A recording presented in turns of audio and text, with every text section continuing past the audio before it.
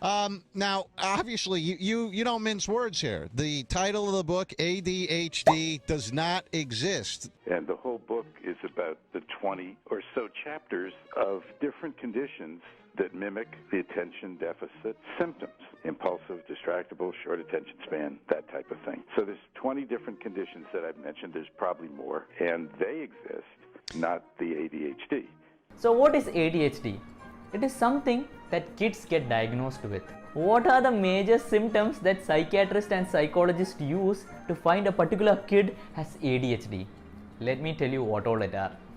Not being able to pay attention in class, fidgeting in class, highly irritable, being aggressive, not focusing on what the teachers are saying, forgetting things that are being taught, not doing homework, and so on.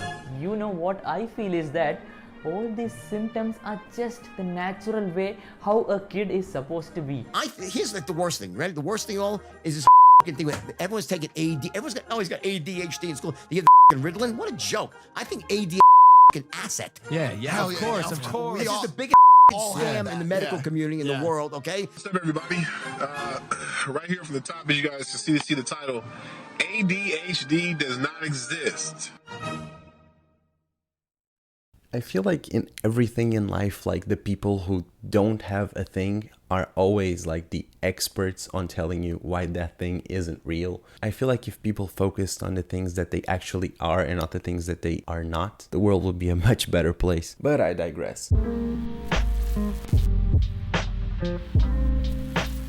Hello friends and family, my name is Kappabyte, and in today's video we'll be just kind of talking here one-on-one, discussing the topic of ADHD for the first time here in the channel. I'll try not to get too ranty, though I don't promise anything. It's not really new for me to run into people saying that ADD isn't even real, but recently for some reason, I think maybe it's because I've been searching like for ADD stuff and YouTube's been like recommending this ADHD content for me, but I've been seeing in way too many sources, like people going on and on like they were experts telling us why ADHD isn't real. And as someone who actually has a thing, and like as someone who studies a thing, like whenever I used to hear that, it made me so angry. Nowadays, I mean, I don't get that angry anymore, but it still upsets me quite a bit. So yeah, here I am making a video about it. In case you're new and you haven't watched any of my other videos, I make psychology related content. I'm currently a third-year university student, and this channel is my way to take everything that I learned in university and the things I find interesting, and I translate it to a way that I basically bring it to the people that are closest to me and some strangers on the internet. If you feel like that's something that interests you, I'd really appreciate it if you check out the rest of my content, if you left a like on this video, and if you considered subscribing to my channel to see content like that. Let's just jump into the rant, shall we? As I was just saying, I was diagnosed with ADHD about 4 years ago. I was actually at university. I was studying engineering and I wasn't really liking what I was doing, and at the time I was also experiencing a lot of anxiety. I've always had anxiety, but at the time I was feeling like a lot of anxiety, and I decided to look for a psychiatrist. And when I actually spoke to him, I told him that I felt like a bunch of different things in school and that I really didn't like the ambient of like studying and the whole learning through books and reading, and that I found like reading was really hard. And after like a couple of sessions, he actually sent me to a therapist where I did an ADD test that took me 3 sessions. It's actually a really funny story. They make you like do a bunch of different tests and answer a bunch of different questions, and then they basically have ratings for like how ADD are you in life. And I remember coming to like the last session where she was gonna tell me like my results, and she turns to me and is like, well, sit down, let's talk about your results. And I was like, oh boy, this is about to be good. Then she pulls out the sheet of paper, right? And they tell you basically that if you have above 70%, you're fine. If you're below 70% on those tests, then you need to be further examined to be sure like if you actually do have ADD or not. Here in Portugal, they actually have a pretty nice protocol to deal with that stuff. I've heard that in many countries, like they just diagnose people with ADD left and right, and they don't really care about the testing. In here, there's a very thorough like process so you can get your diagnosis. So anyways, I was saying that I was on the room and she was about to tell me my results, and she pulls out the paper, she hands it to me, and I see that out of 100%, I got a 17. Yeah, 17%. And she had told me that like 70% she had to like do further questions and go through a whole process. But yeah, my result was like so clear that there were concerns that I actually like faked it. Like, I was too bad. And I know how all this sounds, and you must be thinking to yourself, how did you go through school? And I could tell you like that's a very inappropriate thing to say, but that's actually what my psychiatrist told me. He was like, I honestly don't know, like with those results, how you can like drive, go to university, have good grades. Like, and here's the thing, I'm not here to tell you that like I had this great results even though I had ADD and that anyone can do it and it's just like a mental thing. What I'm trying to say is everything that I had achieved, I achieved because I basically chose like every path that I thought was like possible for me to. It didn't mean that I didn't have like the difficulties. It was extremely hard. The most basic stuff for me was always very hard. And it's not just about the things that you do professionally or like in school. It's about what you do every day. Like I had all different kinds of things with my family and like my in school as well, but like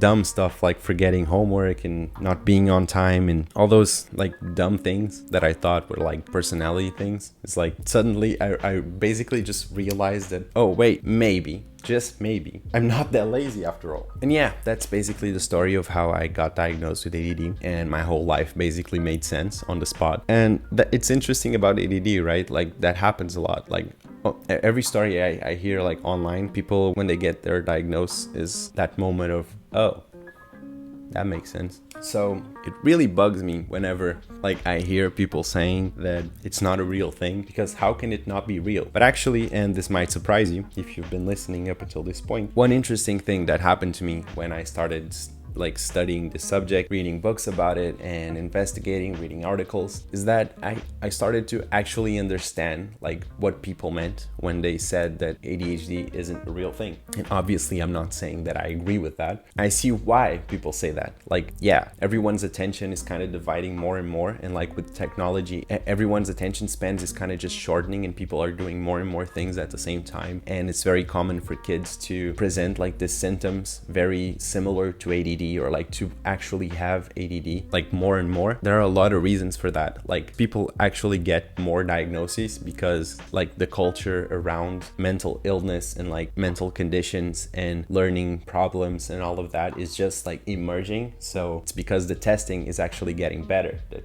like more people are identifying with the stuff and like trying to understand themselves, because there's more and more space for people to have like an inner look and like think about, why do I feel the way I feel? Whereas like I maybe like 50 years ago, I'm just guessing here, but maybe 50 years ago, if you felt like you were different from everyone else, you just shut up and live with it, right? Because that's how you were taught back then. And I can tell you that this is wrong, right? People are supposed to look inside and think about, why do I feel the way I feel? And like we should be coming up with more and more like explanations for why people are the way they are, and like learning how to categorize people, not in a discriminative way, but in a way that they can identify with a group and like things can make sense for them. You have like something holding you back your entire life, and then you realize that it's not really your fault. Like that's incredibly important. And honestly, if you really think about it, like the argument behind everyone is kind of inattentive, right? Everyone has like a divided attention and everyone like forgets stuff. That's not really an argument for ADD not existing.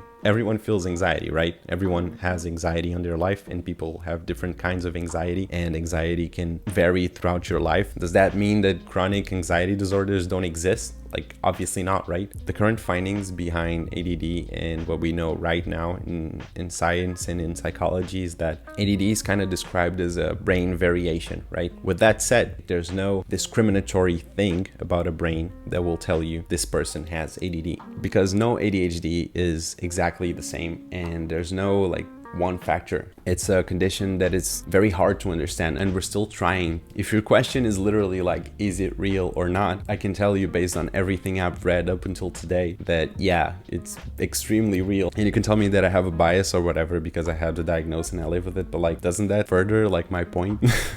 And whilst I do understand that like, yeah, the culture moves in a certain way and like people change, and as attention kind of changes with the culture that is also changing, it's hard to define things as one thing or another. And we're talking about a brain disorder here. We're not talking about like a casual thing that people identify as. We're talking about something that entails like medication, and it has a lot of real world like implications Honestly, my personal opinion here is like, if there's something that involves you that is psychological, you and your therapist are the only people who actually need to go deeper into that, who need to tackle the problem or need to try to understand better. It's extremely important for you to surround yourself with friends and your family, being supportive towards what you're living through or what you're feeling. But at the end of the day, like, the main difference comes between you understanding yourself and the way you insert yourself in the world. I can tell you, as someone who has ADD and who has had it for my entire life, and I actually didn't know about it, that sometimes it really sucks, and sometimes, very occasionally, you do feel pretty great because you're actually different. And the community is also very nice because we've been through exactly what you've been through. As a final note, I'd like to say that I've heard that it's very hard to get diagnosed in many places in the world, and that really sucks. I honestly don't know exactly what to recommend to you, except keep trying, keep at it, and look for the right therapist when you're doing that. I hope you enjoyed this video and that it was informative. I'm sorry if I got too rambly or if I made no sense. I will see that in editing. And yeah, thank you very much for watching. Please leave a like below if you enjoyed watching this video, and I will see you guys next week. All right, so bye guys.